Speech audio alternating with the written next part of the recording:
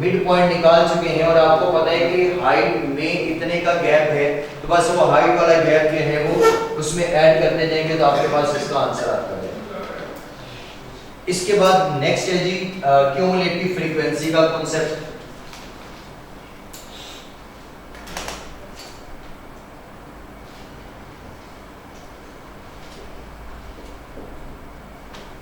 Cumulative frequency होते हैं कि आपने जितनी भी फ्रीक्वेंसी है हर स्टेज पे उन्हें क्या करना है, ऐड करना है।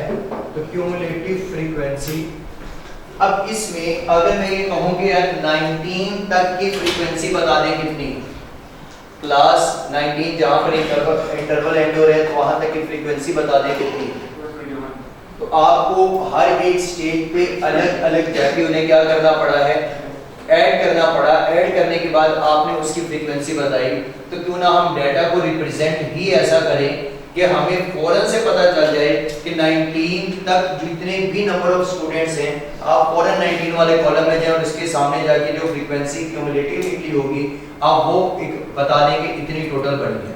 अगर मैं बात करूं कि 14 तक कितनी है तो 14, अगर 9 तक देखी जाए तो 6, और अगर 24 तक देखी जाए तो 26, अगर 19 तक देखी जाए तो 21। तो यहाँ पर हमने क्यूमुलेटिव फ्रीक्वेंसी जब निकालनी है तो पहली क्लास की जो फ्रीक्वेंसी है वो एज इट इज वैसे ही आ गई। जो पहली क्लास हमने बनाई है, इंटरवल बनाया है, उसकी फ्रीक्वेंसी एज इट इज आ जाएगी।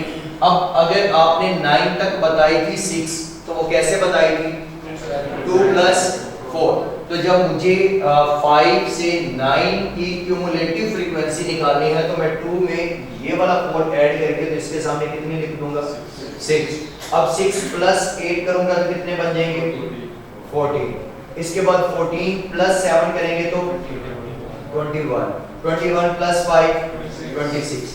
अब हर क्लास के सामने उसकी क्यूमुलेटिव फ्रीक्वेंसी है कि 19 तक बताए तो आप फौरन आएंगे, 19 में आप बता देंगे कि 21 नंबर ऑफ स्टूडेंट्स 19 तक हैं। इसके बाद 9 में कितने, 6, 24 तक 26।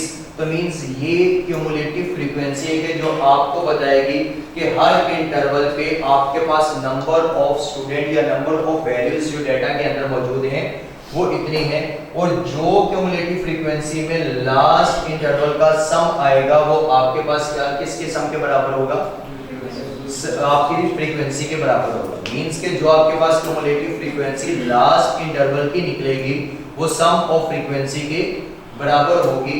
तो इसमें ये जो हिंट है, अगर तो आपका इक्वल आ जाए तो इट्स मींस कि आपकी क्यूमुलेटिव फ्रीक्वेंसी ठीक निकली है, अदरवाइज कहीं ना कहीं आपने उसे क्यूमुलेट करते हुए, जमा करते हुए मिस्टेक कर दी है। कहीं ना कहीं किसी एक स्टेज में आपने कोई एक फ्रीक्वेंसी ज्यादा या कम ऐड या लेस कर दी है।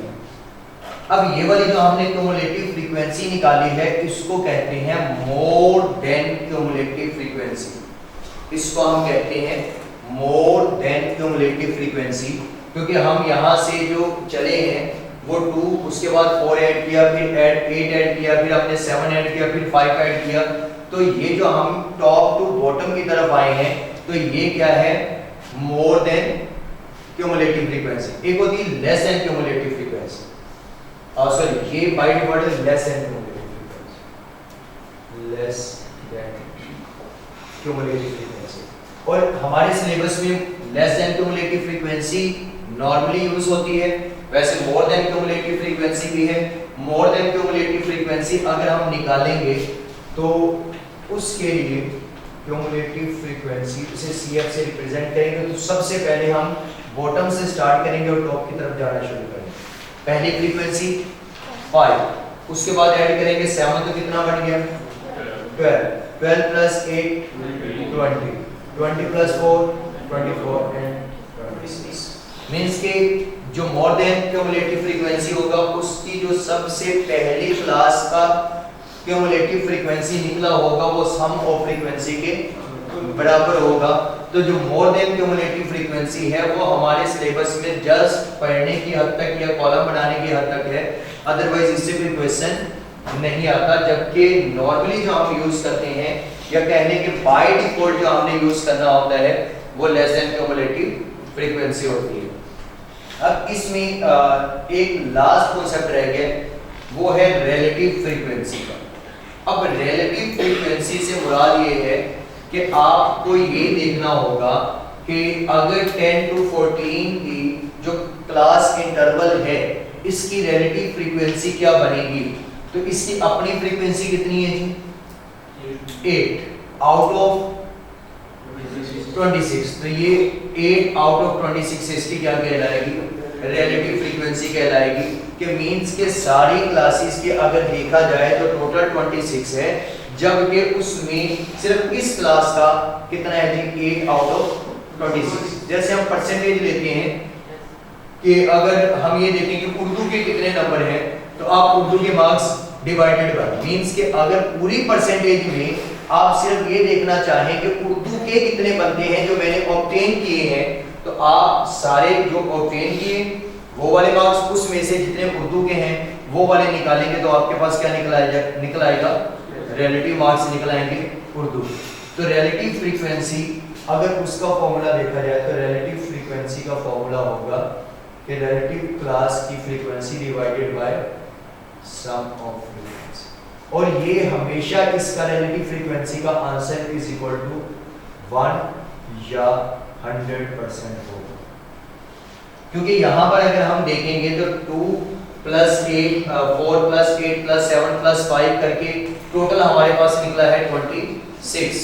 तो अगर हम हर एक का उसमें से प्रोपोर्शन लेंगे तो प्रोपोर्शन जब 26 हमारा टोटल है तो 2 divided by 26 plus 4 divided by 26, 8 divided by 26 plus 7 divided by 26 plus 5 divided by 26 करेंगे तो 26 तो सब में कॉमन है, तो 26 कॉमन रह जाएगा जो कि हमारे न्यूमरेटर में होगा। डिनोमिनेटर ऐड करेंगे 2 + 4 + 8 + 7 + 5 तो क्या बनेगा? 26। तो 26 डिवाइडेड बाय 26 आंसर क्या निकला? 1। तो ये हमेशा 1 या 100% के बराबर रहेगा। तो रिलेटिव फ्रीक्वेंसी में ये होगा कि जिस क्लास की भी आपको फ्रीक्वेंसी निकालनी है रिलेटिव, आप जैसे ये इस क्लास की निकालना चाहते हैं तो 7 आउट ऑफ 26, अगर आप इस क्लास की निकालना चाहते हैं तो 5 आउट ऑफ 26 मींस के टोटल फ्रीक्वेंसी, और उस क्लास की जिस क्लास की आपको फ्रीक्वेंसी चाहिए तो उस रेलेवेंट क्लास की आप लेंगे frequency divided by total frequency. तो आप डिवाइड करने के जो भी आंसर आएगा वो आपका लेस देन 100% और लेस देन 1 आएगा। अगर आप परसेंटेज में लेंगे तो 100% से लेस आएगा, अगर आप पॉइंट्स में या डेसिमल में लेंगे तो लेस देन 1 आएगा, जबकि आप सब रिलेटिव फ्रीक्वेंसी को ऐड करेंगे तब वो आंसर किसके बराबर बनेगा? 1 के या 100% के बराबर बनेगा। तो नोट कर लें।